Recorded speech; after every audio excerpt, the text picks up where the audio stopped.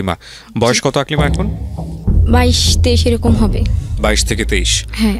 তো আকলিমা থাকছেন কোথায় বর্তমানে? ঢাকাতে না ঢাকার বাইরে? ঢাকার বাইরে, ময়মনসিংহ ভালুকায় আমার বাবার বাড়ি। ওখান থেকে এসেছেন আপনি নাকি? জি, ওখান থেকে আপনি এসেছেন গল্পটা বলার জন্য? জি। ওকে, জি শুরু করুন একেবারে ছোটবেলা থেকে। আমার দাদা বিয়ে করছে তিনটার মধ্যে আমার ছোটবেলা দাদি মারা গেছে। প্রথম দাদির ঘরে সন্তান হয়েছে আপনার 3 ছেলে মেয়ে, আর দ্বিতীয় দাদির ঘরে সন্তান হয়েছে আপনার 4 মেয়ে 1 ছেলে, আর তৃতীয়টা হয়েছে 3 ছেলে।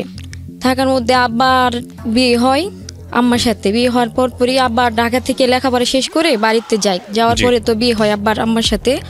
হওয়ার পরে ওই আব্বার হাবিজে পড়া শেষ করে আব্বার চাকরি পায় একটা আমাদের ভালুকা থানা মসজিদে। চাকরি পাওয়ার পরে ওখান থেকে আসা যাওয়া প্রতিদিন আব্বার কষ্টকর হয়ে যায়। গ্রামের বাড়ি থেকে তো প্রতিনিয়ত 3 বেলা গাড়ি চলে, আব্বা গাড়িটা ঠিকমতো পাইতো না আর কি, যার জন্য আব্বার আসা যাওয়া করতে একটু কষ্ট হইতো। তারপরে আব্বার একটা চাচা আছে ওখানে, আব্বার চাচা বলতেছে ভালুকা আমাদের বাসা আছে, ওখানে তুমি ভাড়া থাকো, তোমার যা খুশি তুমি তোমার অনুযায়ী তুমি ভাড়া দিয়ে দিও।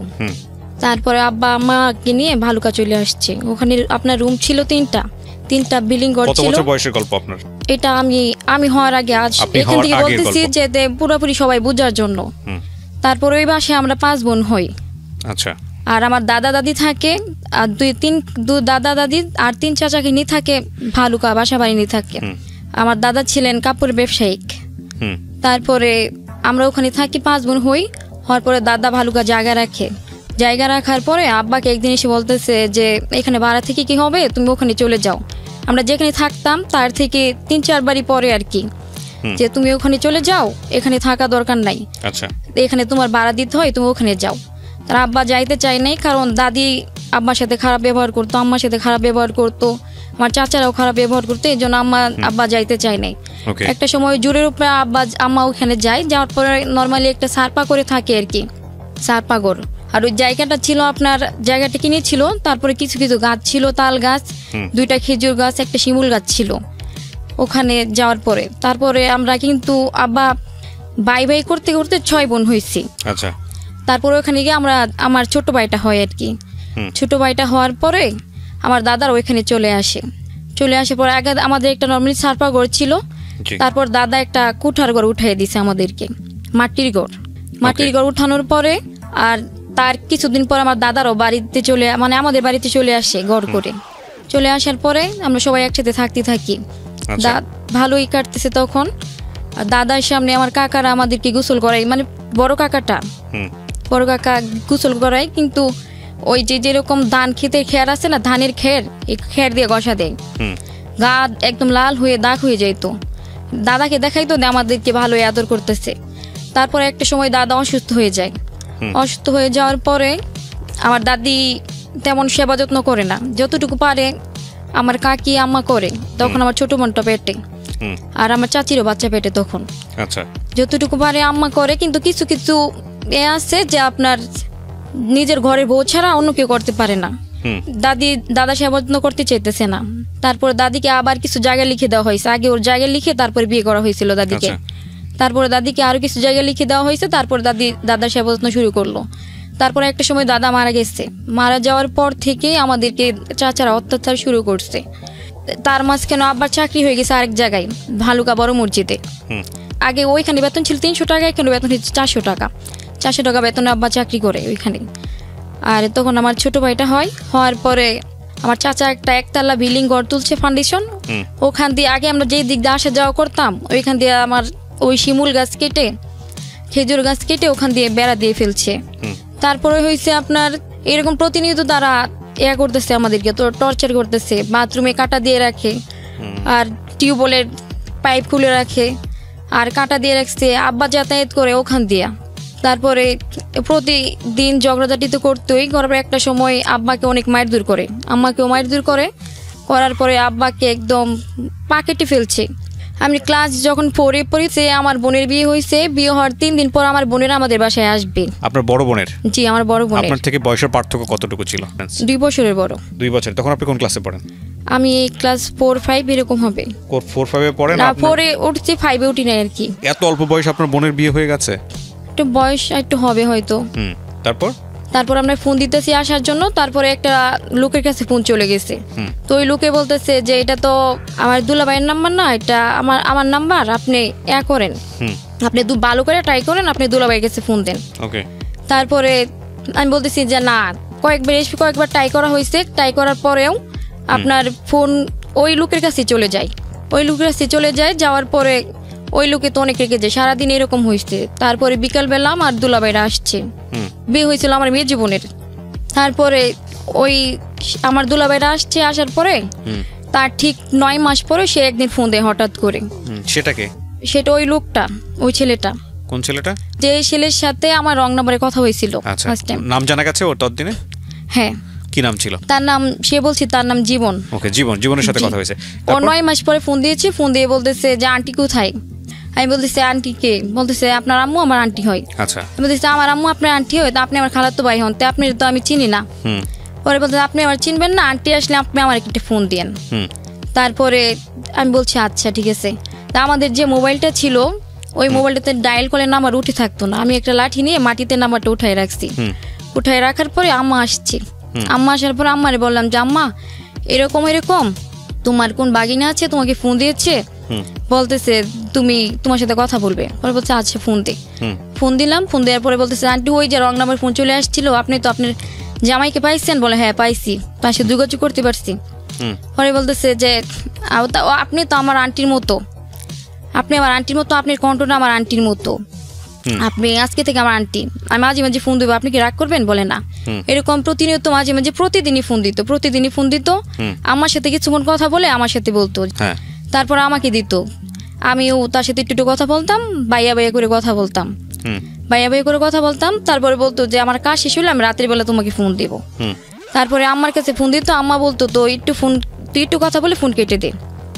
আম্মা এরকম বলতো, আমি অল্প একটু কথা বলে ফোন কেটে দিতাম, আর সে বলতো তুমি মোবাইলটা সাইলেন্ট করে তোমার কাছে রাখো। তখন আমি মোবাইলটা সাইলেন্ট করে আমার কাছে রাখতাম রাতের বেলা তার সাথে কথা বলার জন্য। তার সাথে কথা বলতাম রাতের বেলা, আস্তে আস্তে কথা বলতাম, সে বুঝতো। কিন্তু আম্মা শুনতে পাইতো না, আব্বা শুনতে পাইতো না তার সাথে কথা বলতেছি, আমি আলাদা শুইতাম। তারপর আস্তে আস্তে কথা বলতাম, ও শুনতো, আমার কাছে খুব ভালো লাগতো।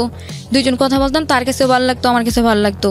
কিন্তু ভালোবাসি যে এই কথাটা কখনো সে আমাকে বলে নাই।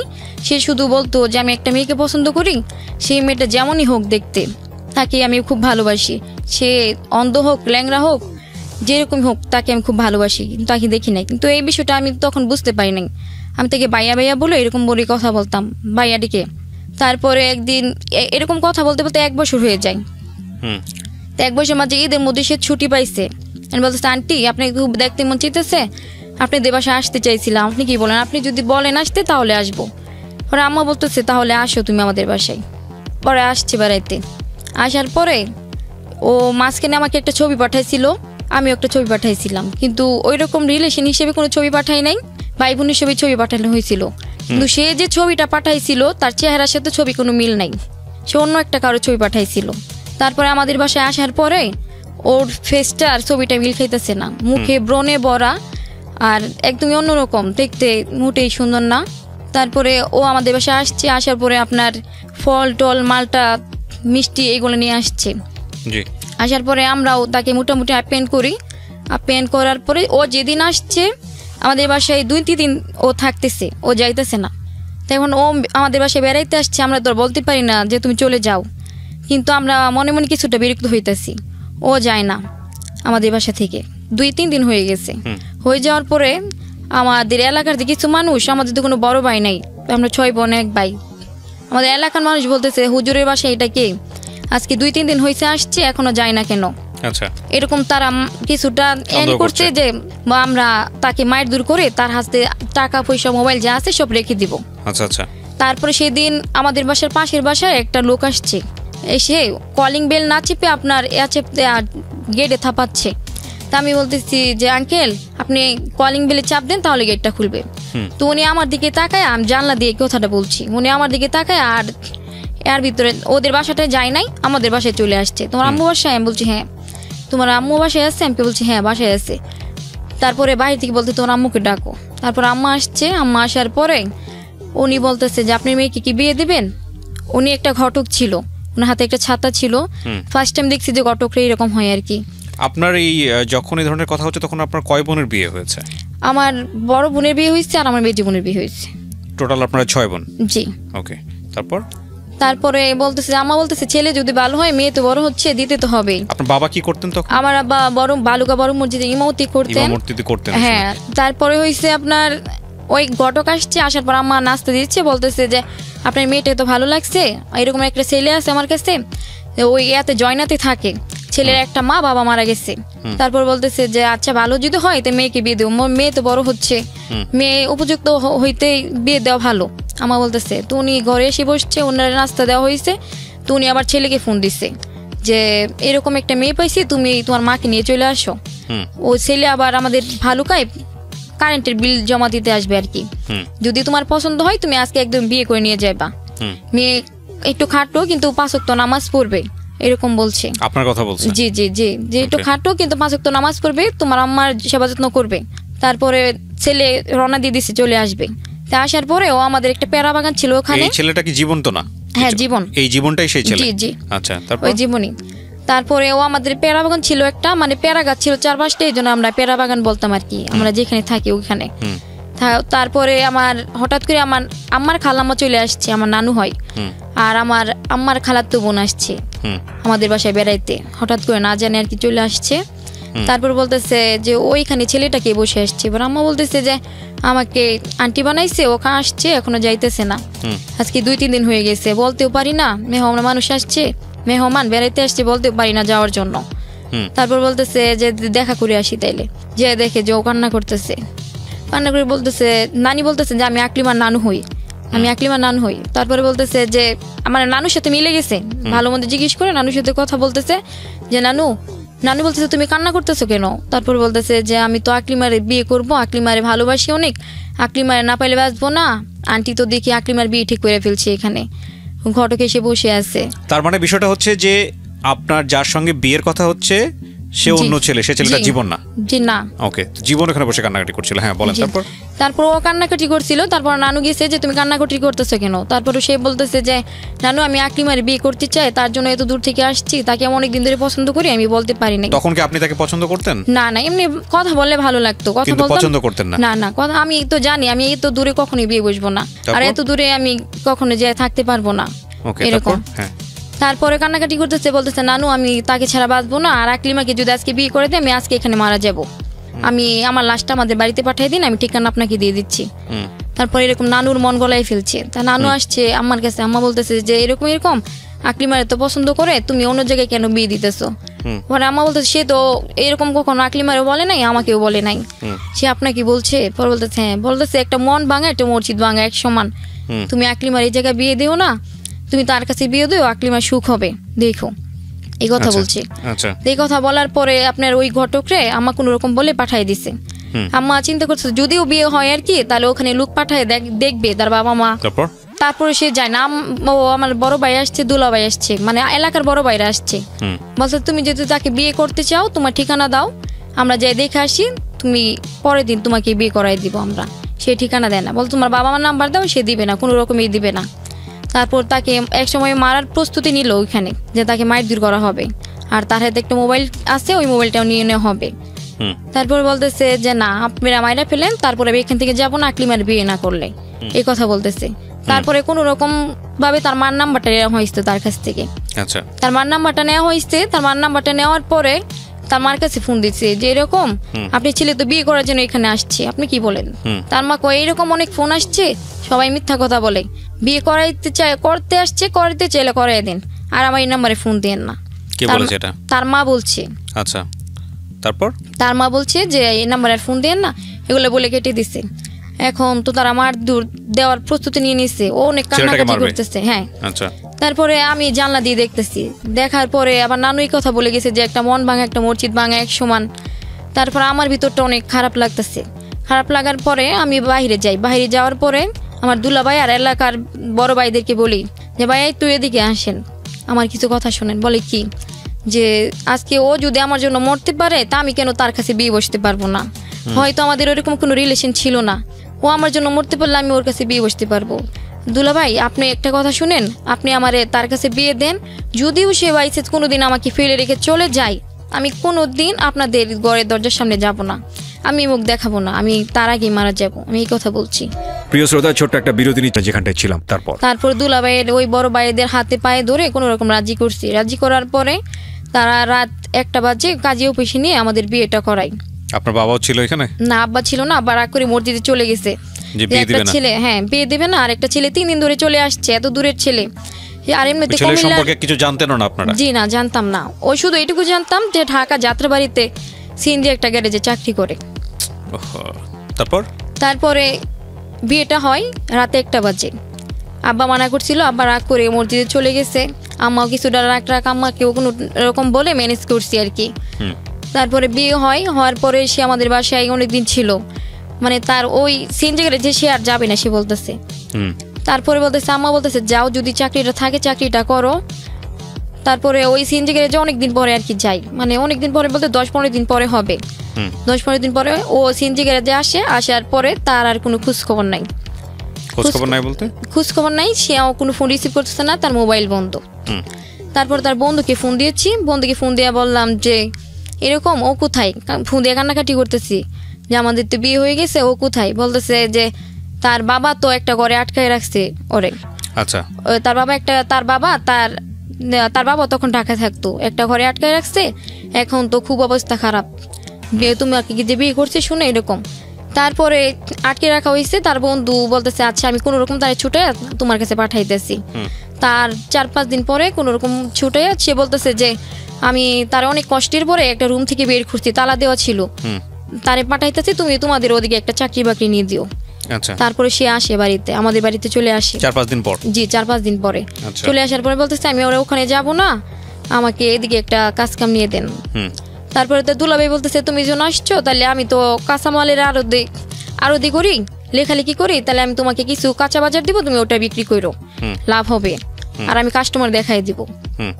তারপরে অনেক দুলাভাই কিছু টাকার কাঁচা বাজার কিনে দেওয়ার পরে ওখানে কাঁচা বাজার নিয়ে বসতে বলে তাকে আমার ছোট ভাইকে সাথে করে নিয়ে গেছে। তখন আমার ছোট ভাইটা ছোট ছিল, ও বাজার কিছু টাকার বিক্রি করছে। বিক্রি করার পরে আমার ছোট ভাইরে বলে একটু তুমি বসো, আমি একটু আসতেছি। এটা বলে আপনার সে 10টার দিকে বের হয়ে গেছে। যে কয় টাকার বিক্রি করছিলে এই কয় টাকার আপনার হলে যায়া ছবি দেখা এটা সেটা খায়া ও আমাদের বাড়িতে আসছে। 5টা বুঝলেন আপনি ছবি দেখছেন? ও এসে বলছে। আচ্ছা, এসে কি বললো আপনাকে? যে আমি সিনেমা হলে গেছিলাম, ছবি দেখতে গেছিলাম। আচ্ছা, ও এসে বলছে আমি ছবি দেখতে গেছি। তা আমি আবার বলতেছি যে আমি ওকে ছাড়া খাবো না, রান্না হয়েছে দুপুরবেলা, ও আসলো একসাথে খাবো, তার জন্য অপেক্ষা করতেছি। তো আসছে আপনার আসরের টাইমে আসছে। আসার পরে বলতেছে ভাত দাও, ভাত খেয়ে আমি একটু রেস্ট করি, আমার খুবই টায়ার্ড লাগতেছে। তারপরে ভাত খেয়ে শুয়ে গেছে। আর আমার ছোট ভাইটার সকাল থেকে বসায় রাখছে। ওই ছোট মানুষ বিক্রিও করতে পারে না, কোনো কিছু না, সকাল থেকে ও বাজারে বসে আছে। তাকে দেখে আব্বা বাজারে খাইতে আসতে পারে নাই, যে তাকে নিয়ে আব্বা বাসায় আসবে, ও বাইরে বসে আছে। ও বলতেছে যে ভাই আসলে আমি চলে যাব। ছোট ভাই ওখান থেকে আপনার সকাল থেকে কান্নাকাটি শুরু করছে, চোখ দিয়ে পানি পড়তেছে, বিকাল পর্যন্ত কাঁদতেই আছে আমার ছোট ভাই, কাঁদতেছে। তারপরে ও রাত 10টা বাজে 8টা-10টা বাজে ওখানে গেছে। আচ্ছা, ওখানে যাই নাই, দুলাভাই আসছে আমার বাইকে নিয়ে, যে কিরকম তুমি ছোট মানুষটারে বসায় রাখছো সকাল থেকে, আর তুমি এসে এখানে খাওয়া দাওয়া করে ঘুমাইতেছো। তারপর বলে তোমার দ্বারা আর কিছু হবে না। তারপর যে কাঁচা বাজারগুলো কিনে দিয়েছিল সবজি সব নষ্ট হয়েছে। নষ্টের পরে আমাদের বাসায় সে অনেকদিনই এরকম থাকার পরে আম্মা বলতেছে এরকম ভাবে কতদিন, তোমার নিজেরও তো একটা খরচ লাগে। বলতেছে হ্যাঁ, তাহলে আমার ভাই ঢাকা থাকে, আমার ভাইরে বলে একটা চাকরি নিয়ে দিতে তোমারে। বলতে বলেন মামা যদি একটা চাকরি নিয়ে দিতে পারে। তার মামার বাসার পাশের বাসা বিল্ডিং এর মধ্যে আপনার সিকিউরিটি গার্ডে চাকরি নিয়ে দিছে। মামা চাকরি নিয়ে দিছে, ওখানে আপনার চাকরি করে। ও আসছে, ওখানে আসে চাকরি করে, যে কয় টাকা বেতন পায় 1 টাকাও আমাদের বাড়িতে পাঠায় না। ওই যখন 2-3 মাস পর যে আমার জন্য 1 সেট 2 সেট 3 পিস এটা সেটা নিয়ে যায়, 1 টাকাও খরচ দেয় না। আর এর জন্য সবাই এলাকার মনে করতেছে যে মেয়ের বিয়ে হয়েছে, এতদিন হয়েছে, শ্বশুর বাড়িতে যায় না, মানে এক একজন গ্রামের মানুষ এক এক কথা বলে।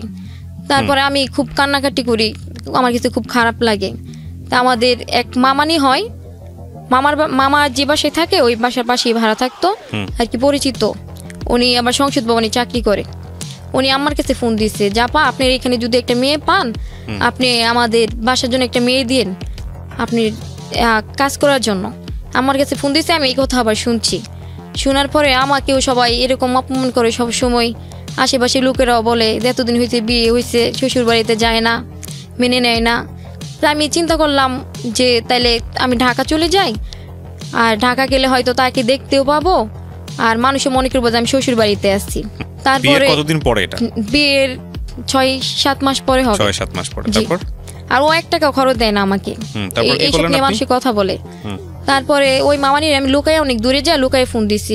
তারপরে মামানিকে ফোন দেওয়ার পরে মামানির বলছি যে মামানি আমি এরকম আপনাদের বাসায় আসতে চাই, যেতে মানুষ সবাই জানে যে আমি শ্বশুর বাড়িতে আছি, এরকম গ্রামের মানুষগুলো আমাকে নিয়ে কথা বলে। তারপর বলতেছে তো তুমি আসলে তো ভালো হবে, তো চলে আসো। তারপরে বলতেছে চলে আসো। তারপরে আমি ঢাকাতে আসি, আসার পরে উনি বলতেছে তোমাকে 1500 টাকা বেতন দিব, আর ও যে 5-6 হাজার টাকা বেতন পায় ও বাড়িতে পাঠায় দেয়, আমাকে 1 টাকা খরচ দেয় না।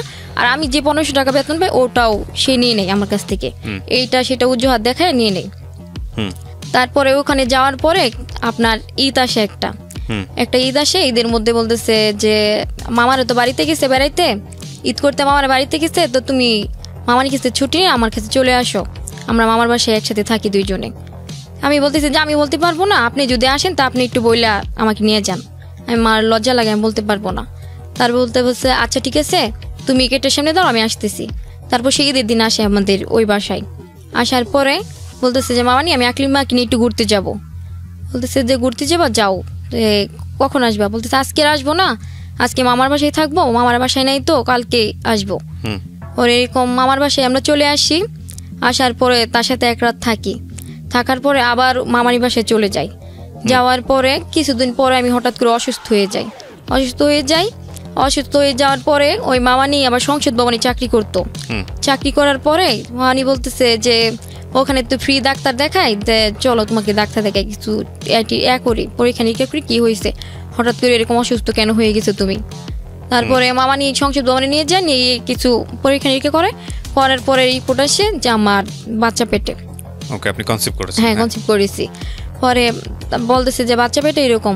পরে আমি বলতেছি যে মামানি আমার যে শরীরের অবস্থা, আমি তো মনে করি যে আমি বাচ্চাকে দুধ খাওয়াইতে পারবো না, আর আমি বাচ্চাকে রাখতেও পারবো না, আমি এই কথা বলতেছে যে এখন এই কথা বলতেছো যেহেতু বাচ্চা পেটে, বাচ্চা রাখো, না রাখলে পরবর্তীতে দেখা গেছে তোমার হাজবেন্ড আরেকটা বিয়ে করবে, এই বাচ্চা নষ্ট করে ফেললে, আর এই বাচ্চাটা রাখো, আল্লাহ তাআলা কোন ভালোর জন্য দিছে, দেখো নষ্ট করার দরকার নাই। কিন্তু আমি চিন্তা করতেছি যে আমি বাচ্চা যে রাখবো, আমি বাচ্চাকে খাওয়াবো কি, আমার শরীরটা তেমন উপযুক্ত না বাচ্চাকে দুধ খাওয়ানোর জন্য। আমি এই দিকটা চিন্তা করতেছি, কারণ একটা মা হলে তো বুকের দুধ খাওয়াইতে হয়, এই দিকটা চিন্তা করতেছি। তারপর বলতেছি কোনো সমস্যা নাই, তুমি করো, এই রাখো বাচ্চাটা। তারপর বলতেছি আমি বাচ্চা রাখবো, ঠিক আছে, যে বাচ্চা হইলে বাচ্চা কি যা করার সম্পূর্ণ খাতা কাপড় ধোয়া সব কিছু যদি আম্মা করে তাইলে। পরে আম্মার সাথে কথা বলছি এই বিষয়টা নিয়ে। তারপর আম্মা বলতেছে যে আচ্ছা বাচ্চা হইলে যা করতে সম্পূর্ণ আমি করব, তোমার কিছু করতে হবে না, তুমি বাচ্চাটা আর এরকম কোনো কথা মুখে আইনো না, এরকম বলতেছে। আর তারপরে আপনার ওখানে আমরা তখন কি আপনার হাজবেন্ডের সঙ্গে যোগাযোগ নাই, এই জীবনের সঙ্গে আপনার যোগাযোগ নাই? যে যোগাযোগ আছে, তখন যোগাযোগ আছে, মানে ও কিছুদিন পর পর এখানে যাইতো, আর আমিও আসতাম তার সাথে দেখা করতে ওখান থেকে। তারপর দূরত্বটা ছিল আপনার, ও ছিল 15 নম্বরে, আমি ছিলাম এই 7 ধানমন্ডি। আচ্ছা, 7 ছিলাম। তারপরে বাচ্চা যখন 6 মাসের পেটে, তারপরে ও বলতেছে, আমি বলতেছি আমি তো বেশি লম্বা চড়া মানুষ না, খাটো মানুষ, আমার সিজার লাগতে পারে, আপনি কিছু টাকা জমান আমার জন্য। পরে বলতেছে আচ্ছা আমি 2-3 মাসের টাকা তোমার জন্য জমায় রেখে দেবো, যদি বাইসে সিজার লাগে তাহলে তুমি এক কাজ করো, তুমি আমার কাছে চলে আসো, আমি আপনার কাছে যাবো, আপনার কাছে থাকার মতো কোনো সুবিধা নাই। বলতেছে একটা ছোট একটা রুম আছে, সিকিউরিটি রুম, ওইটার মধ্যে তুমি কিছুদিন থাকবা। এরকম সে আমাকে 3-4 মাস তার ওখানে রাখে, টাকা মানে টাকা জমাবে বলে টাকা আমাকে নিয়ে রাখে। রাখার পরে কিন্তু আসলে সে টাকা জমাই নাই, আর আমাকে 4 দেয়ালের ভিতরে বন্দির ভিতরে রেখে দিচ্ছে, ছোট্ট একটা রুম, সারাদিন ওইটার ভিতরে শুয়ে থাকতাম আর টুকটাক কাজ করতাম, রান্না বান্না। তারপরে 3-4 মাস ওখানে নিয়ে রাখে, আমার ভিতরে দম ফাফুর লাগতেছে, থাকতে মন চায় না। তারপর বলতে তুমি থাকো, নাইলে তুমি টাকা জমাইতে পারবো না, তুমি থাকলে আমার কাছে ভালো লাগে। তো ওখানে 3-4 মাস থাকি। থাকার পরে একদিন আমি সবাইকে বেতন দিই, আর সে বলে আমি মালিককে তো বলছি আমাকে বেতন না দেওয়ার জন্য, যে 3-4 মাসের টাকাটা আমার জন্য রেখে দেন, আমি যখন আকলিমার বাচ্চা হবে তখন আমি বাড়িতে নিয়ে যাব। আচ্ছা। তারপরে একদিন মালিকে আসছে, ও ছিল না, আমি জিজ্ঞেস করলাম যে স্যার এরকম সে কি, তাকে কি বেতন দেন না আপনি, সে কি আপনার কাছে টাকা জমাইতেছে? বলতেছে যে না, আমি তো প্রতি মাসে টাকা প্রতি মাসে ক্লিয়ার করে সবাইকে দিয়ে দিই, সে তো কোনো টাকা জমাইতেছে না। তারপরে আমি তো অনেক মনের মধ্যে কষ্ট পাইছি, আসলে সে আমার সাথে কেন মিথ্যা কথা বলছে, সে সত্যটাও বলতে পারতো আমার সাথে। তারপরে আমি জিজ্ঞেস করলাম যে আপনি কেন আমার সাথে মিথ্যা কথা বলছেন, আপনি তো কোনো টাকা পয়সা জমান নাই, আবার আমাকে এই বন্দিখানার ভিতরে রেখে দিচ্ছেন, আমার তো ভালো লাগে না, আমাকে বাড়ি পাঠিয়ে দেন।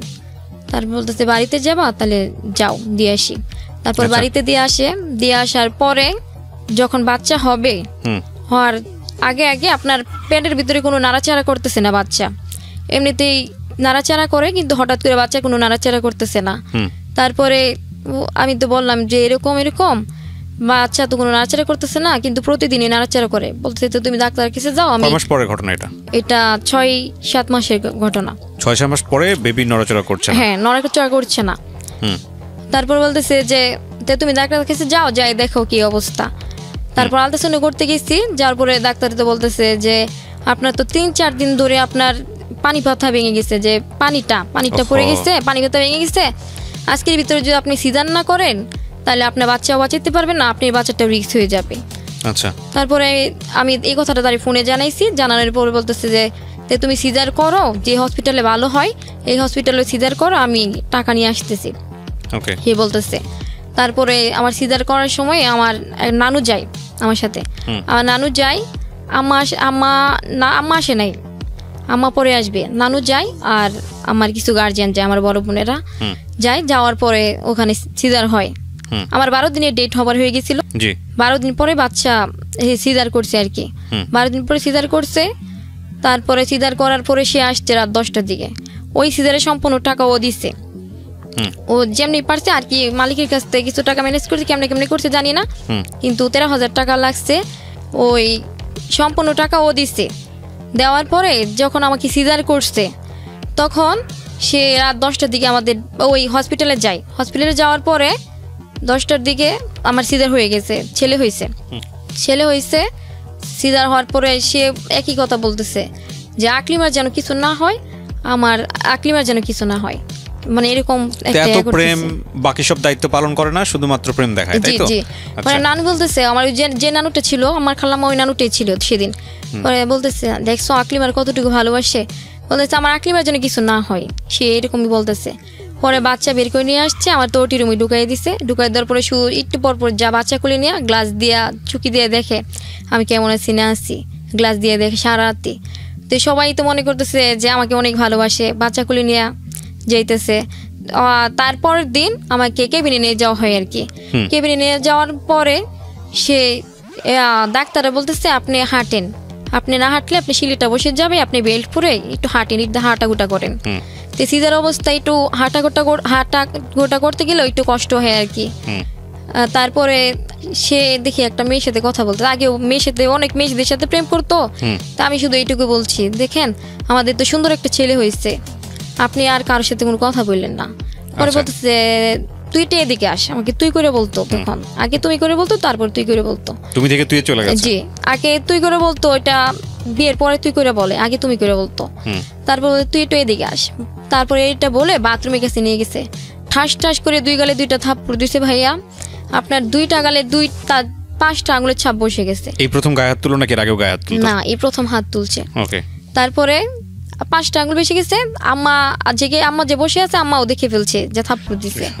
আমি কান্না করার আগে আমার চোখ দিয়ে পানি বেরিয়ে গেছে, যে তুমি কেমন হাজবেন্ড, তুমি তার কেন থাপ্পড় দিলা, সে তো একটা সিজারের রোগী। সে বলতেছে যে আমার কাছে তো কৈফিয়ত চাই কেন, আমি কি করবো না করবো সেটা কি তাকে বলতে হবে, আমার কাছে কেন এত কৈফিয়ত চাইবে সে। এটা বলে সে রেগে আমার মোবাইলটা নিয়ে সে ওই ভেঙে 2 তলা নিচে ফেলে দেয়। আমাদের হসপিটাল ছিল 2 তলা, 2 তলা নিচে ফেলে দেয় পানির মধ্যে। তারপর রাগ করে বের হয়ে গেছে যে আর নেক্সট টাইমে এরকম তাকে কিছু না বলি। তো হসপিটালে আমাকে সবাই দেখতে আসে, প্রথমত সিজার, আর সিজার হলে তো স্যালাইন ভরা হয়, অনেক স্যালাইন ভরা হয়, যার কারণে শরীরটা আর ফুলে যায়। আর 5টা 10টা আঙ্গুল আমার 2 গালে ভেসে গেছে, আমি একদম ঘুমটা দিয়ে বসে আছি। যে সবার সামনে তো ও এত ভালো দেখায়, এখন আমি যদি দেখাই আমার গালটা সবাই অন্যরকম মনে করবে। সবাই হাসি খুশি বাচ্চা দেখতে আসছে, সবাই অনেক খুশি, আমার বোনেরা ভাইয়েরা সবাই অনেক খুশি যে আমার বাচ্চা হয়েছে। আমি ঘুমটা দিয়ে রাখছি। তার এক সপ্তাহ, তার 4-5 দিন পরে আমি বাড়িতে চলে আসি। চলে আসার পরে এরকম ছেলে হয়েছে ভালোই, ও সে আগলা দুধ খায়, বুকের দুধও খায়, যে লেকটোজেন খাওয়ানো হইতো। তারপরে সে দুধে টাকাটা দিত, আমার খরচ দিত না, কিন্তু মাঝে মধ্যে আমার কাপড় লাগলে 2 সেট 3 পিস কিনে দিত, আর বাচ্চার কাপড়টাও সে কিনে দিত, আর তাছাড়া 1 টাকাও সে খরচ দিত না আমাদের। তারপর ছেলে যখন 4-5 মাস হওয়ার পরে হঠাৎ একদিন সে বলতেছে যে ঢাকায় আমার দুলাভাই আসছে, আপা আসছে, তুমি আসো আমার বাচ্চাটারে দেখাই আপারে। তারপর আমি ঢাকা আসি, আসার পরে বলতেছে যে বাচ্চা দেখে তারা অনেক খুশি, যে এরকম সুন্দর একটা বাচ্চা হয়েছে, অনেক খুশি। আমার হাজবেন্ডের বোনে দেখে অনেক খুশি, তার দুলাভাই দেখে অনেক খুশি। বলতেছে আজকে তো বাড়িতে নিয়ে যাবই এই বাচ্চা, আব্বা আম্মা দেখলে তাদের এত রাগ কমে যাবে নাতিকে দেখলে। আর তাদের আগের আমার শাশুড়ির আগে একটা বাচ্চা মারা গেছিল, সেম নাকি এরকম ছিল।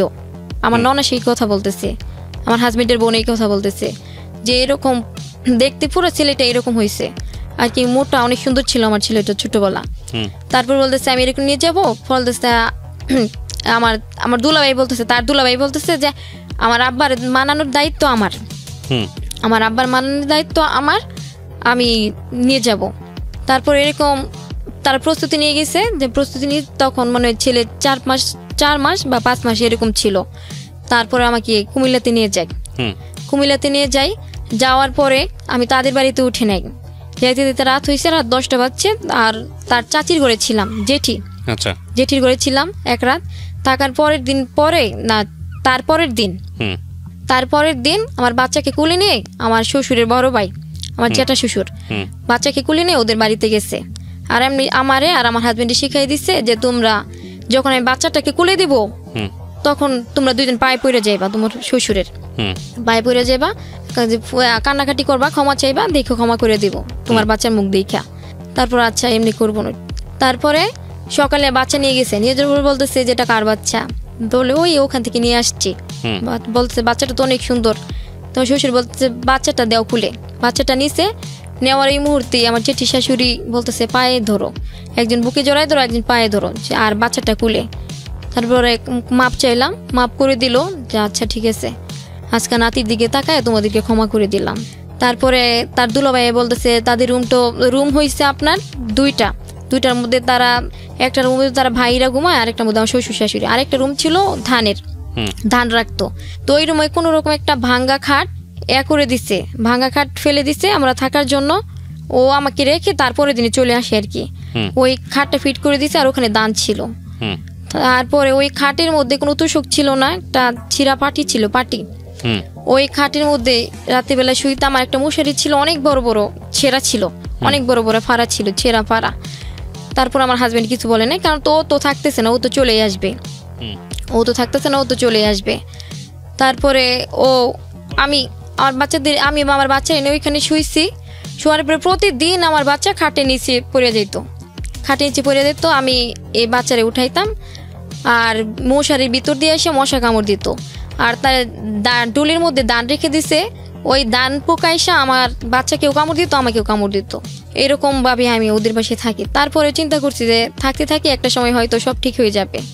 তারপরে ও ঢাকায় চলে যায়। যাওয়ার পরে পরের দিন বলতেছে যে তোমার তো গোবর ফেলতে হবে। তারপর আমার দেবরে বলতেছে যে তুমি জুতা খুলো পায়ে থেকে।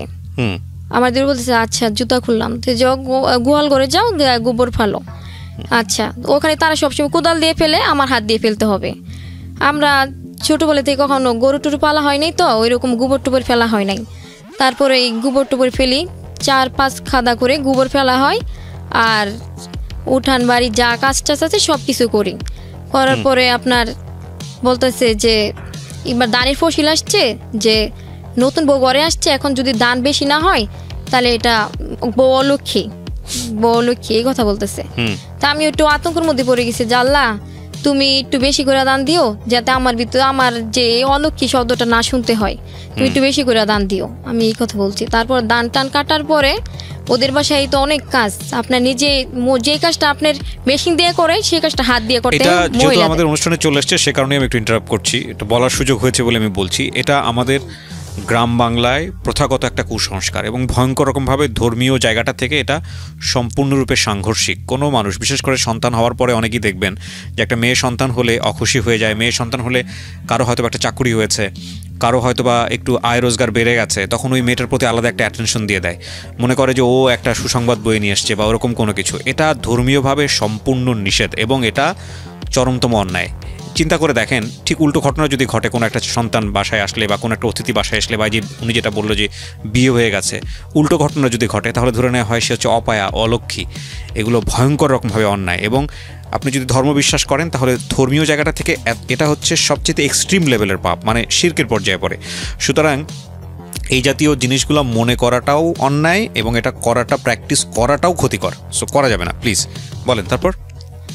তারপর বলতেছে এরকম যে ধান যদি বেশি না হয় তো বউ তো অলক্ষী। তারপরে দেখি যে আল্লাহ করতে করতে যে ওদের দানটা বেশি হয়েছে, আমি আল্লাহর কাছে বলছি যে আল্লাহ ওদের দানটা একটু বেশি করে দিও, যাতে অলক্ষী শব্দটা আমার না শুনতে হয়। তারপরে আল্লাহর মধ্যে দান বেশি হয়েছে, বলতেছে যে না, যে বউ মোটামুটি লক্ষ্মী আছে, যে দান তো ভালোই পাইছি এবারে। ওদের বাসায় অনেক কাজ করতে হইতো, দানের কাজ করতে হইতো। আর ওদের বাসায় যাওয়ার পরে আপনার তারা পুকুরের পানি তুলে রান্না করে, আর ওই পুকুরটাতে একটা পাগলা মহিলা আছে, তাদের ফুফু লাগে। ওই পাগল মহিলা পুরা পুকুর জুড়া আপনার পুরা উলঙ্গ হয়ে সাঁতার কাটে সারাদিন। ওই পুকুর থেকে পানি নিয়ে এসে ভাত রান্না করতে হয়, তরকারি রান্না করতে ও করে। কিন্তু টিউবওয়েল আছে, টিউবওয়েলের পানি এক চাপ দিলে টিউবওয়েলের পানি অনেক বের হয়, কিন্তু টিউবওয়েলের পানি দিয়ে তারা রান্না করবে না। তারপরে ওখানে থাকতে থাকলাম, থাকার পরে আমার দেবর আছে না, মানে আমার ছোট, তারা 4 ভাই, তার 3 নম্বর ভাইটা আমার সাথে খুব খারাপ আচরণ করতেছে। ও তো ঢাকায় ছিল, হাত ধরে আমার সাথে খারাপ ব্যবহার করে, খারাপ কাজ করার চেষ্টা করে। আমি বললাম যে আপনি আমার সাথে এরকম করেন, আমি টাকা দিব তোমাকে, তুমি আমার সাথে ঘুমাও। ভাই তো বাড়িতে থাকে না। আমি বললাম যে হয়তো বা তার সাথে সম্পর্ক হয়ে বিয়ে হয়েছে, কিন্তু এতটাও আমি খারাপ না যে আপনার সাথে আমি রাত কাটাবো। বলতেছে যে না, তুমি আমার সাথে থাকবা, নাইলে ও তুই করে বলতো, তুমি করতো না, তুমি করে বলতো না, তুই করে বলতো যে তুই যদি আমার সাথে না ঘুমাস তাইলে তোর খুব সমস্যা হবে, তোকে আমি টাকা দিব, তুই আমার রাত্রেবেলা আমার সাথে থাক, আমার সাথে কিছু একটা কর। আমি বলতেছি যে না, এরকম আমার হাতের মধ্যে চাপ দিয়ে ধরতো। একদিন 3 দিন পর্যন্ত আমার হাতে ব্যথা পাইতাম, 3 দিন পর্যন্ত হাতে ব্যথা পাইতাম। আর রাত হইলে আমি তো সব যে রান্নাঘরের মতো একটা ঘর ছিল, ওই ঘরটার মধ্যে ঘুমাইতাম। অনেক কষ্ট করছি ওই রুমটার মধ্যে। রাতের বেলাও চলে আসতো, আসার পরে আমাকে বিভিন্ন ধরনের টর্চার করার চেষ্টা করতো। আমি তখনই আমার মুখ চেপে ধরতো, আর তখনই আমি ফোনটা নিয়ে আমার শ্বশুরকে একটা ফোন দিয়ে দিতাম। তখন আমার শ্বশুরই বলতো, কি হয়েছে রে, এত রাতে কেন ফোন দিচ্ছিস? তখন এই কথা শুনে ও চলে যাইতো। আবার এরকম প্রতিনিয়ত আমাকে টর্চার করতে শুরু করলো আমার দেবরে টর্চার করতেছে। তার মাঝে আবার আমি আমার হাজবেন্ডে বললাম যে আপনার সাথে আমার কিছু কথা আছে। বলে কি কথা? বলতেছে যে কি কথা? আমি বলতেছি সন্ধ্যাবেলা আপনারই বলবো, রাতের বেলা বাহিরে গিয়ে আপনারই আমি বলবো। বললাম যে এরকম আপনার ভাইয়ের সাথে আমার সাথে এরকম করে, আপনি তো বিশ্বাস করবেন না, সত্যি সত্যি আপনার ভাই আমার সাথে এরকম খারাপ ব্যবহার করার চেষ্টা করতেছে, এরকম খারাপ ব্যবহার করে। পরে ও কিছু বলে নাই, হ্যাঁ বা না, কিন্তু কিছু বলে নাই। পরে বলার পরে যেরকম আমরা ওখানে, তার ঠিক 5-6 মাস পরে বলতেছে যে তুমি এতদিন ধরে আসছো, তোমার বাড়ি থেকে তো কেউ আসে নাই, তো কেউ কি আসতে বলো বেড়াইতে। তারপরে আমার মামা যায়, আব্বা যায়, ছোট ভাই যায় তাদের বাসায় বেড়াইতে। খুব আপ্যায়ন করে তারা, অনেক আপ্যায়ন করার পরে মামারা তো আবার চলে আসে। আমাকে আনতে গেছিল মামা, আমি যাওয়ার 6 মাস পরে আনতে গেছিল। তারপর আমার শ্বশুর শাশুড়ি বলতেছে যে আমি তো একটু বেড়াইতে যাব, আমি বেড়ান থেকে আসলে তারপর আকলিমা যাইব না আপনাদের বাড়িতে। ওরা বলতেছে আচ্ছা ঠিক আছে।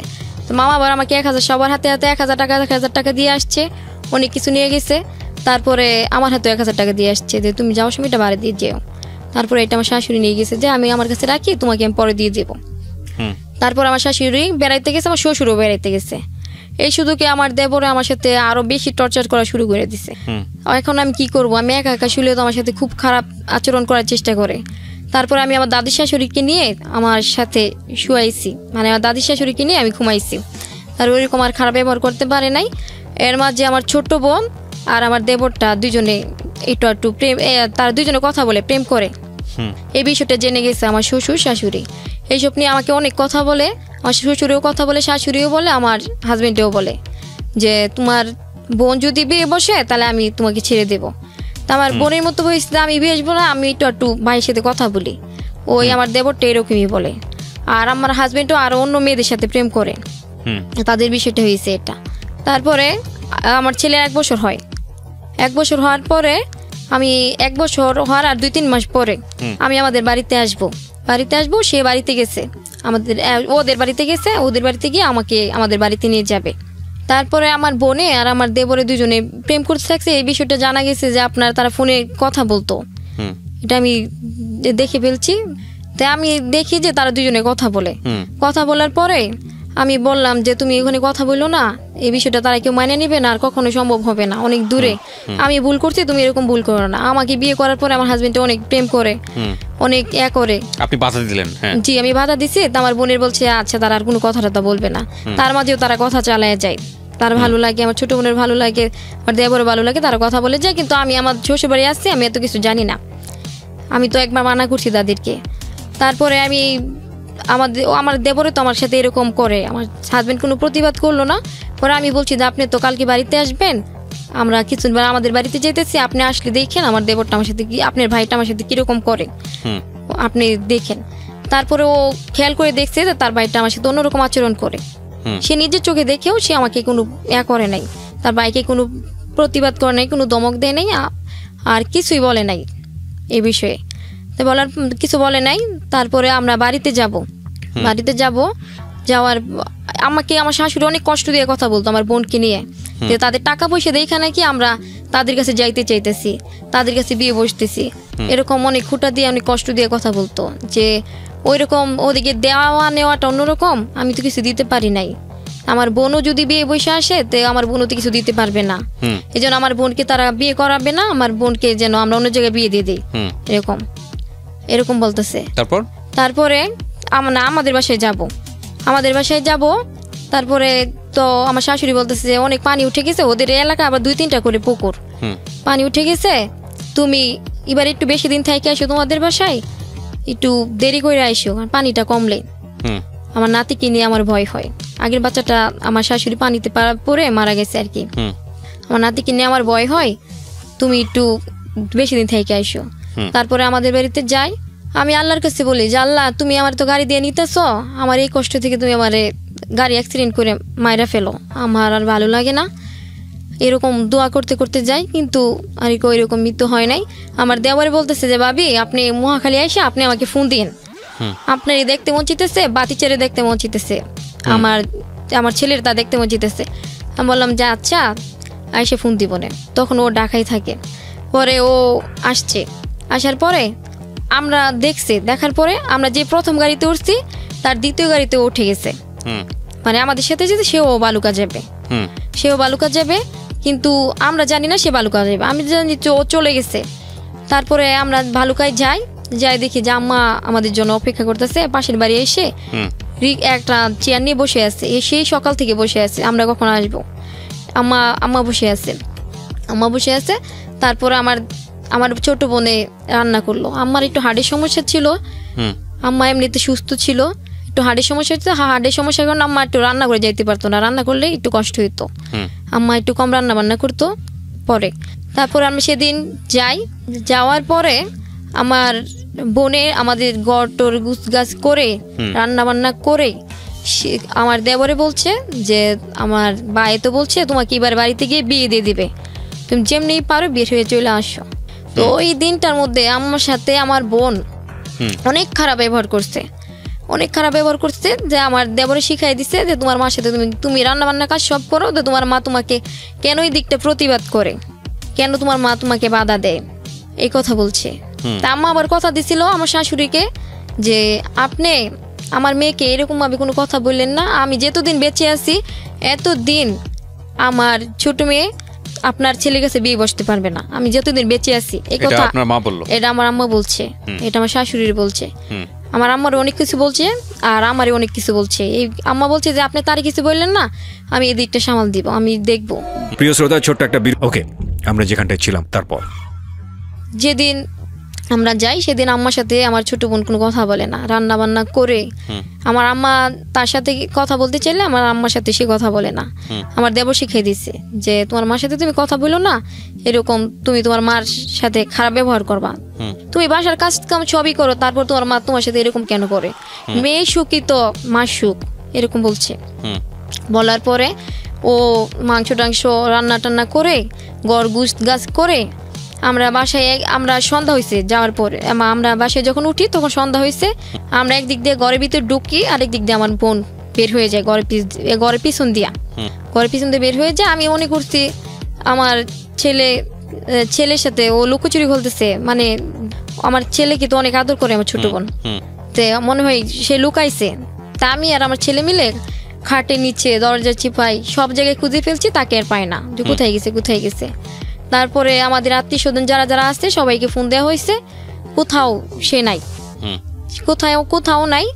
তার আম্মা বলতেছে আর কিছু বলিস না, তোরা আসছিস, তোরা খাওয়া দাওয়া কর, ও কোথায় গেছে এখন পরে তো জানা যাবে, তোরা একটু রেস্ট কর। তারপরে আমার দেবরে ফোন দিয়েছে, কিছুক্ষণ পরে ফোন দেওয়ার পরে দেখি যে তারা দুজনে কথা বলে, শোনা যায়। ও তার কথা শিখিয়ে দেওয়া, আস্তে আস্তে করে শিখাই দেন। আমার দেবরে বলতেছে যে ভাবি আপনারা ভালোভাবে গেছেন? আমি বলছি হ্যাঁ ভালোভাবে আসছি। পরে বলতেছে ও ভালোই। পরে আমার ছোট বোন যে আবার কথা শিখাই দিতেছে সাথে, ওইটাও শোনা যাইতেছে। পরে আমি বলছি যে ভাই আপনি কাজটা ঠিক করেন নাই। পরে কি কাজ? যে আপনি তো আমার ছোট বোন নিয়ে চলে গেছেন। তারপরে তারা চলে যায়, চলে যাওয়ার পরে আমার হাজবেন্ড আমাদের বাসায় 9 দিন থাকে। 9 দিন থাকার পরে ও চলে যাবে বাড়িতে চলে যে ও যেদিন বাড়িতে চলে যায়, আমাদের বাসা থেকে বের হয়, সেদিন আমার বোন আমাদের বাড়িতে আসে। সেদিন আমাদের বাড়িতে আসে, আমার ছোট ভাইটা রেগে যায়, রেগে হাতে দা নেই, একটা বটি দাও নেই যে ওরে আজকে কুমায় মাইরা ফেলবে। তা আম্মা আবার চুপচাপ বসে আছে যে তার কিছু করিস না। আমি আবার ফিরেতে গেছি, আপনার দেবরে না, আমার দেবরে না, আমার শুধু আমার বোন আসছে। আপনার বোনকে? জি আমার বোন আসছে। আমার বোনে বলতেছে আমি আমার খালাতো বোনের বাসায় বেড়াইতে গেছিলাম, আমি তো বলতে না করছি, এই জন্য বলে বাইরে গিয়ে ওই আপনার দেবরের সঙ্গে দেখা করতে। আমার দেবর সঙ্গে দেখা করে না, আমার দেবর সঙ্গে ঢাকায় এসে বিয়ে করে ফেলছে দুইজনে। ও বিয়ে করে ফেলছে? হ্যাঁ বিয়ে করে ফেলছে একটা মসজিদে। আচ্ছা, তাদের কোনো কাবিন টাবিন হয় নাই। আচ্ছা, এটা আপনারা পরে জেনেছেন? জি। তারপরে বলতেছে আমি খালাতো বোনের বাসায় ছিলাম, তোমাদেরকে বলি নাই, এরকম জীবন ভাই বলছে আমাদেরকে বিয়ে দিয়ে দিবে, এই জন্য আমার যার তার হাতে তো উঠাই দিলে হবে না, আমি যার তার কাছে তো বিয়েও বসতে পারি না। আর বিভিন্ন ধরনের হুমকি দিয়েছিল আমার বোনকে, যার জন্য আমার বোন পালায় যেতে বাধ্য হয়েছে। তারপর না আমার বোন এরকম বলতেছে, আর আমার ছোট ভাই তো রেগে গেছে, তখন আমার ভাই ক্লাস 8-এ পড়ে, রেগে আজকে তোমাকে মেরে ফেলবো, আমার আব্বার মান সম্মানটা তুমি ডুবাইতেছো, এরকম। পরে আমি বললাম যে আম্মা বলতেছে যে থাক, ও ফিরে আসছে সেইটাই বড় কথা, তাকে কিছু করা দরকার নাই, চুপ থাকো, কিছু করা দরকার না। আম্মা এই জিনিসটা সামাল দিছে। কিন্তু সেদিন আমার যে হাবভাবটা ছিল, আম্মা একদমই নর্মাল। আর সেদিন বলছি না যে আম্মা বলছিল, আম্মা কথা দিছিল যে ও আমি বেঁচে থাকতে তাদের সম্পর্কটা কোনোদিন হবে না। তো সেদিন আম্মা বসে আছে, আম্মা একদম ঘেমে গেছে, আম্মার মুখটা ঘেমে গেছে, আম্মা শুধু ঘামতেছে। তা আমার বলতেছি যে আম্মা তুমি এত ঘামতেছে কেন? আম্মা বলতেছে আম্মা যখন মারা গেছে তখন শীত ছিল, তখন আমার মুখ অনেক ঘামতেছে। ঘামার পরে আমি মুখটা মুছে দিছি, এটা রাত বিকালবেলা। তো ওই ঘটনাটা ঘটার পরে আমার আম্মা হঠাৎ করে স্ট্রোকে মারা যায়। আচ্ছা। মারা যাওয়ার পরে যেদিন আমার আম্মার মিলাদ হয়, মিলাদ হওয়ার পরে আমার ছোট বোনটা আবার আমার মিলাদটা শেষ হওয়ার পরে আমার ছোট বোনটা আবার আমার দেবরের সাথে চলে যায়। তখন তো বিয়ে করে ফেলছে? হ্যাঁ বিয়ে করে ফেলছে, ওরা ঢাকা বাসা নিয়ে থাকে। আচ্ছা। ঢাকা বাসা নিয়ে থাকে, তখন আমার বোনেরা খুব কান্নাকাটি করে, আমরা খুব কান্নাকাটি করি। হঠাৎ করে আমার ঘুমের মধ্যে স্ট্রোকে মারা গেছে, আমরা নিতে পারতেছি না। তারপর আমার যে ছোট বোনটা ও আমার নানির বাড়ি নিয়ে গেছে, বেশি কান্নাকাটি করে দেখা। আর যে আমার বড় বোনটা তাকে নিয়ে গেছে আমার খালাতো বোনের বাসায়। যে আমার ভাইটা ছিল, আমার ভাইটাকে আমার মামা স্কুলে দিয়ে দিচ্ছে আর কি, হোস্টেলে দিয়ে দিচ্ছে। তখন আমি বাড়িতে একা। আমার হাজবেন্ড তখন আবার যাওয়ার পরে আমাদের বাসায় কিছুদিন থাকার পরে আব্বারে বলছিল একটা চাকরি বাজ করে দিতে, আব্বা চাকরি বাজ করে দিচ্ছে। চাকরি বাজ করে দেওয়ার পরে সে আমাদের বাসায় চাকরি কিছুদিন করে, 10-15 দিন চাকরি করে। তারপর তার চাকরি ভালো লাগে না, আব্বা ওই কিছু টাকা দিয়ে চাকরি নিয়ে দিয়েছিল। তার কাছে চাকরি ভালো লাগে না, সে আবার ঢাকা চলে যাবে। তারপরে ও আমাদের বাসায় কিছুদিন থাকার পরে সে আবার ঢাকা চলে যায়। ঢাকা চলে যাওয়ার পরে আমি তখন বাসার মধ্যে পুরো একা, আমি আব্বা আর আমার ছেলে বাসার মধ্যে একা। যে তার আম্মা একদিন ফোন দিয়ে বলতেছে যে তোমার আম্মা তো কথা দিছিল যে তোমার এক জোড়া কানের দুল দিবে, এখন তো তোমার আম্মা মারা গেছে, যে তুমি কানের দুল ছাড়া বাড়িতে আইসো না, আর তো অন্য কিছু দিতে পারবা না, গয়নাগাটি অন্য কিছু দিতে পারবা না, কানের দুল দিবা বলছিলা, কানের দুল দুই আনির কানের দুল নিয়ে আইসা তার নিয়ে 2 আনির কানের দুল নিয়ে আইসো, আমার শাশুড়ি বলতেছে। তখন আমার খুব কষ্ট লাগছে যে আজকে আমার আম্মা মারা গেছে, কিছুদিন হয়েছে, আমার শাশুড়ি কথাটা বলছে, খুব কষ্ট লাগছে। লাগার পর আমি আর কিছু বলি নাই। তারপরে ও তো কিছুদিন চাকরি করে চলে যায়, যাওয়ার পরে আবার চাকরি করে চলে যায়, আমার মেয়েটা পেটে আসে, আসার পরে হঠাৎ আমার জানি কেমন লাগতেছে, ভালো লাগতেছে না। তারপরে আমি করলাম যে আমার মনে হয় বাচ্চা পেটে, তা আমি আর কোনো করি নাই, পরীক্ষা নিরীক্ষা করি নাই। আমার ধারণা এটাই যে আমার তো মনে হয় বাচ্চা পেটে।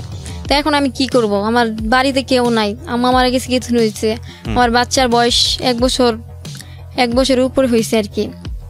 তো এখন আমার পক্ষে তো সামাল দেওয়া যাবে না, আর আমার হাজবেন্ডও আগের মতো নাই, অন্য মেয়েদের সাথে প্রেম করে অনেক। তারপরে আমি করলাম, আমি একটা ওষুধের সন্ধান পাইছি, ওই ওষুধটা দোকানতে আনতে গেছি। দোকানতে আনতে যায় ফার্মেসিতে দাঁড়ায় যাওয়ার পরে ফার্মেসিটা যখন খালি হওয়ার পরে বললাম যে এরকম একটা ওষুধের নাম বলছে, আমি আমার কাকির কাছ থেকে শুনছি এরকম একটা ওষুধ, আপনি এই ওষুধটা আমাকে দেন, এই ওষুধটা আমাকে দেন। বলতেছে কেন, আপনার কি বাচ্চা পেটে? আমি বললাম পেটে কিনা জানি না, কিন্তু আমার এরকম মনে হইতেছে। ওকে, আপনার এই সংসারটার বর্তমানে কি অবস্থা? সংসারটা, আমার হাজবেন্ড আরেকটা বিয়ে করে চলে গেছে মানে কোথায় চলে গেছে?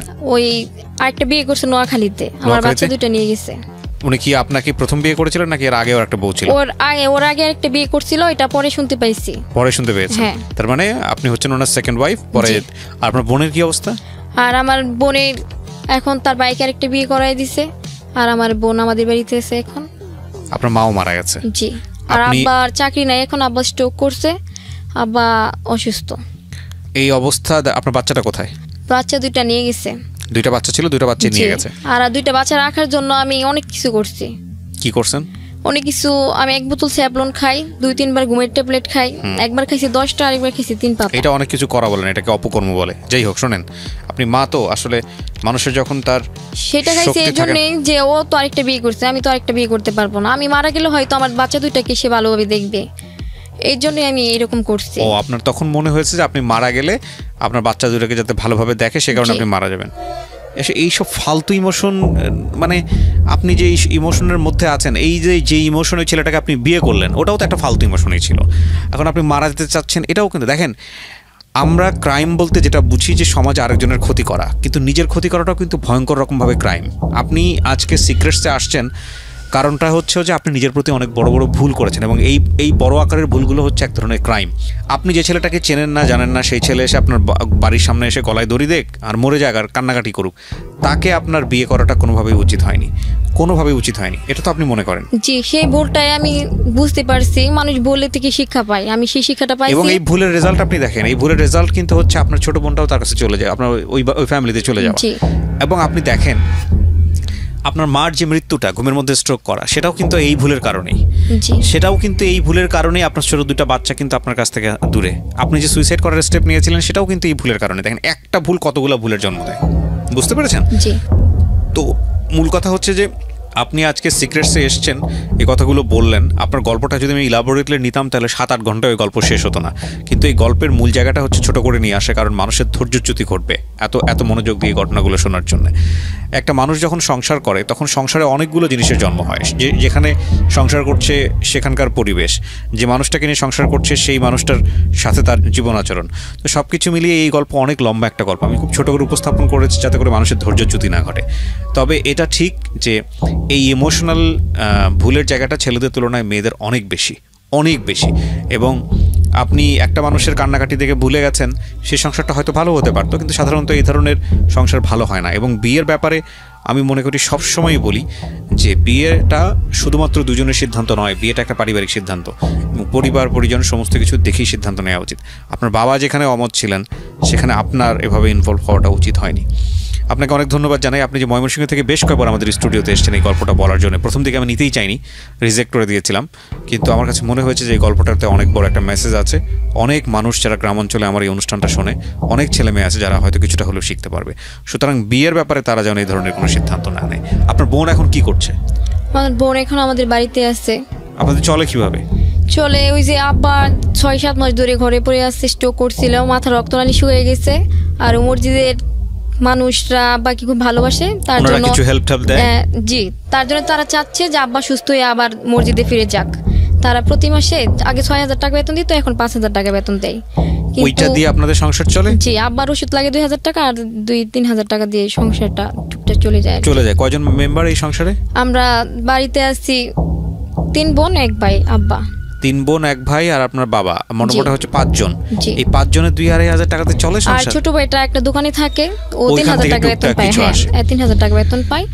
আর এরকম ভাবে আর কি সংসারটা চলে। আপনার বাচ্চাগুলোকে আপনি চাইলেও দেখতে পারেন না? না, আমি মাঝখানে একবার গিয়েছিলাম, তখন গিয়ে জানতে পারলাম যে আমার দেবর একটা বিয়ে করছে। আর আমার শ্বশুর শাশুড়ি আমার বাচ্চা দুটাকে অ্যালাউ করতে দেয় নাই। আমার বাচ্চা দুইটা নেওয়ার 1 বছর পরে দেখি আমার দম বন্ধ হয়ে যাচ্ছে, খুব কষ্ট হচ্ছে। আমার কাছে মনে হচ্ছে যে আমি হয়তো কোনো একদিন দম বন্ধ হয়ে মারা যাব। তারা দেয় নাই, কিন্তু আমাকে বিভিন্ন ধরনের থ্রেট দিয়েছে। আপনি কেন মামলা করেননি কেন? Legal action? মামলা ভাইয়া ওইরকম সাপোর্ট কেউ দেয় নাই। এক্স্যাক্টলি, সাপোর্ট দেয় নাই। আমাদের তো টাকা পয়সা নাই এরকম। এটা অনেক বড় একটা লার্নিং মানে আছে আজকের এই গল্পে। সো আমার মনে হয় যে যাই কিছু করেন না